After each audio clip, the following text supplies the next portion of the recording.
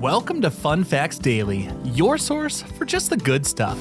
Monday through Friday, we're bringing fun facts and news you can use, all carefully curated to uplift and inform. So give yourself a break, relax, and learn something awesome in just a few minutes every day. Hi everyone, I'm Kyle Wood, and today we're going to be learning all about ninjas. But before we get into the facts, let's warm up our brains with a little challenge to see if you can tell fact from fiction. Consider this. When we see ninjas on TV or in movies, they're dressed head to toe in sleek black camouflage, but some say that's not how ninjas dressed at all. Would you believe ninjas actually usually dressed in normal clothes, looking more like farmers than warriors? What do you think? Was the image of a stealth ninja dressed all in black historical fact or Hollywood fantasy? We'll find out at the end of the episode.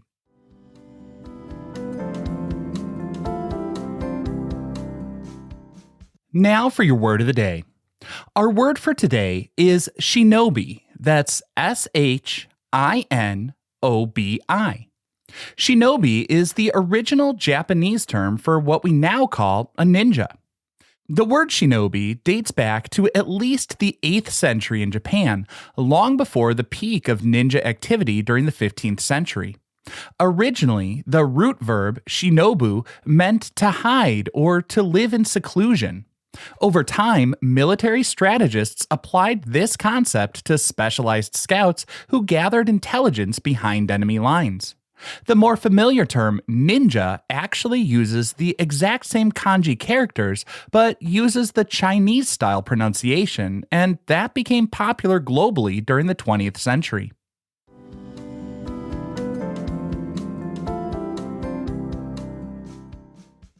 Time for your daily high five, our top 5 fun facts about ninjas.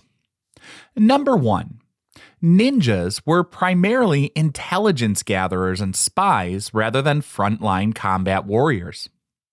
Historical documents like the Bansenshukai, a multi-volume ninja manual written in 1676, emphasize that a ninja's primary duty was to gather information and avoid direct combat.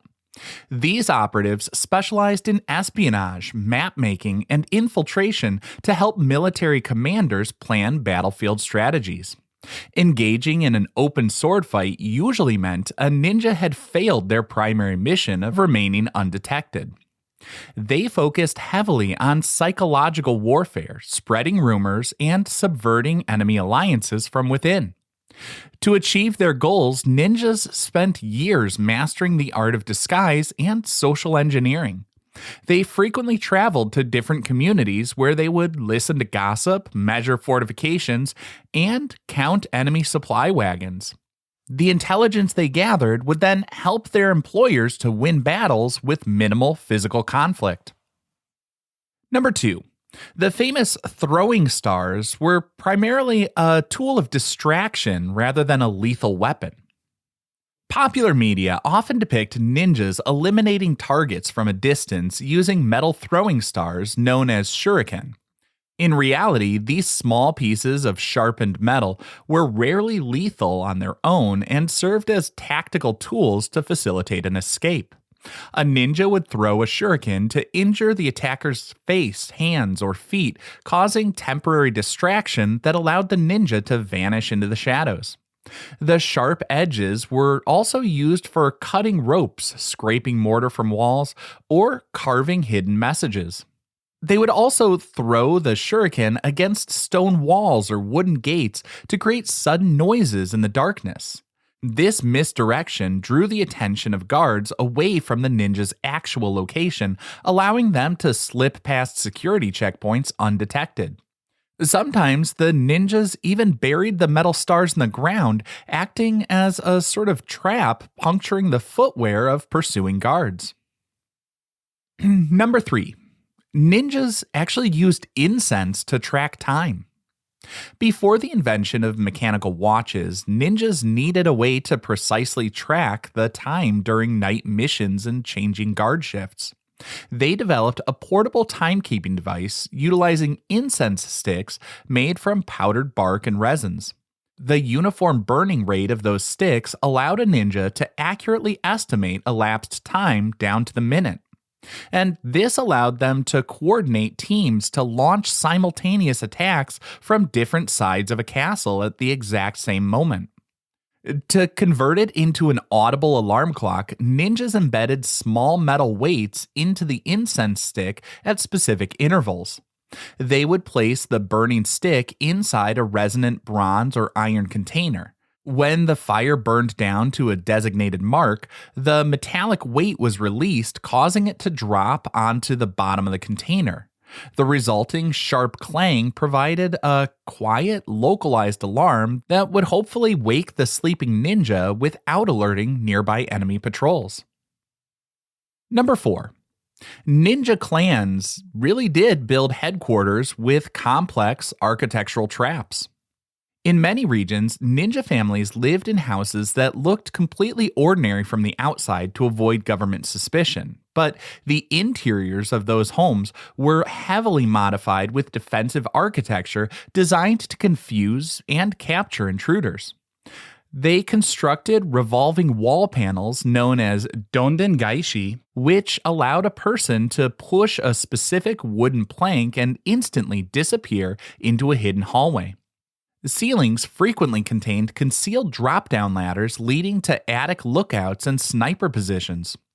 While ninjas used trick walls to escape, their targets, the wealthy samurai lords, countered them with their own architectural security. The most famous example is the nightingale floor, or ugu isubari, built into castles like Kyoto's Nijō castle.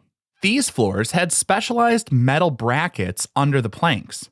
When someone tried to walk across the surface, the pressure caused the nails to rub against the brackets, creating a distinct chirping sound that mimicked birds. This acoustic security system made it incredibly difficult for enemy assassins to silently sneak through the castle. And our fifth and final fun fact for today: ninjas were also chemists, creating their own recipes for gunpowder, smoke bombs, and flares. Ninjas were some of the best explosives experts of feudal Japan. They studied the science of kayakujutsu, or fire techniques. They manufactured their own black powder, mixing specific ratios of charcoal, sulfur, and saltpeter. The powder was packed into hollow bamboo tubes, animal horns, or ceramic shells to create explosive devices. These tools were used to breach wooden gates, destroy enemy supply depots, or create blinding flashes of light during an escape.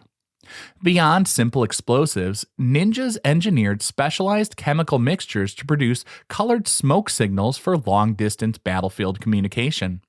By adding ingredients like arsenic, realgar, and plant resins to their gunpowder, they could produce thick pillars of red, yellow, or black smoke.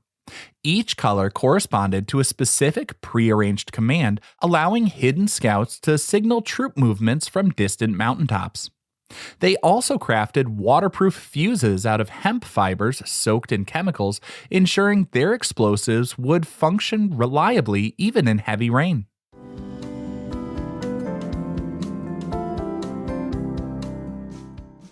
Now for some news you can use. Ninjas had to keep themselves calm, cool, and collected in high-stress situations.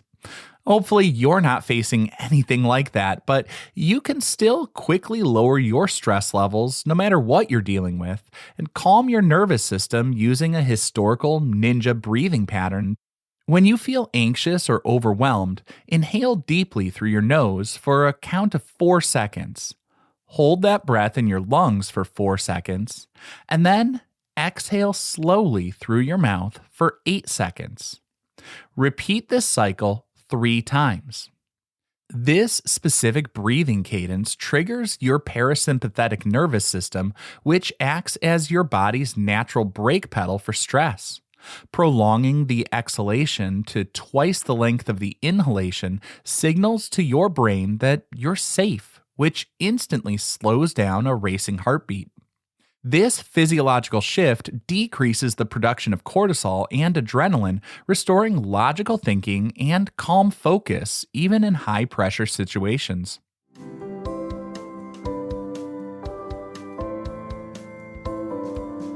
Finally, the moment you've been waiting for. At the beginning of the episode, I asked, did ninjas really wear those solid black outfits we always see in movies and TV? Well, this one's a fallacy. Historical ninjas did not wear solid black hooded suits. In reality, black silhouettes stand out sharply against the night sky or moonlit walls. Instead, ninjas frequently wore deep navy blue dyed with natural indigo, which doubled as a snake and insect repellent, or deep gray because these shades absorb the natural light of the night much better than pure black. But really, most of the time, they were just dressed in everyday utility clothing. This allowed them to carry common tools like sickles and kunai trowels, which doubled as effective climbing tools and weapons without drawing the attention of samurai guards. They would frequently travel disguised as common citizens, street musicians, Buddhist monks, merchants, or farmers, which allowed them to cross regional borders without raising suspicion. I mean, think about it. If you're walking down the street and you see a bunch of people in t-shirts and jeans, and then one person in a black body stocking, you're gonna pretty quickly find the ninja. The image of the all-black ninja actually originated in traditional Japanese puppet theater, where stagehands called kuroko wore solid black to signal to the audience that they were supposed to be invisible on stage. Now, I hope you enjoyed learning a bit about ninjas with me today, and be sure to tune in every weekday for even more fun facts. Fun Facts Daily is an Airwave Media podcast. It was written, recorded, mixed, and edited by me, Kyle Wood. Thanks for sharing a part of your day with me. Be sure to follow Fun Facts Daily on your favorite podcast app so you can keep the good stuff coming your way every day. And if you like the show, please do me a favor and leave a kind rating, review, or just tell your friends about it.